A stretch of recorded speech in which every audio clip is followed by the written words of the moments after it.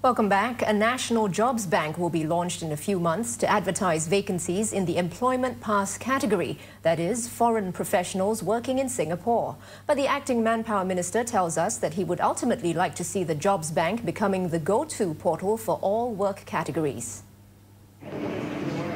When the National Jobs Bank kicks off in the middle of 2014, employers looking for workers in the EP category can submit an EP application only if they have not been successful in recruiting a Singaporean after the advertising period. For the longer term, Mr. Tan says the mark of the job portal's success is when everyone goes to it as a primary search portal. That actually will open up the space for better information flow.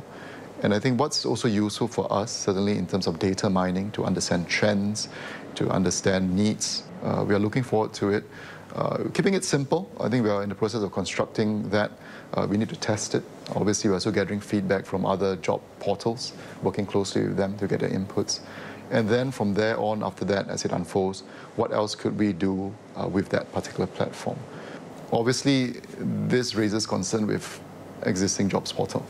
And we recognize that, and we are looking at also how best to work with the existing job portal to see whether some form of partnership, because there are strengths that they have. Turning to the ongoing review of the Employment Act, the Minister says the second phase of the review is looking at some new trends in the employment world. More people are looking at contract, working on contract rather than long term. So how do you then protect them and look after them? So, for example, it's like a bit like case, where case exists to deal with some of the disputes people may have with service providers or shops and so on. Can we have an equivalent or somewhat related type setup where we can help the workforce who have disputes that are non-statutory in nature, but providing them a fairly easy access, expeditious, slightly lower cost process rather than go through the civil legal route.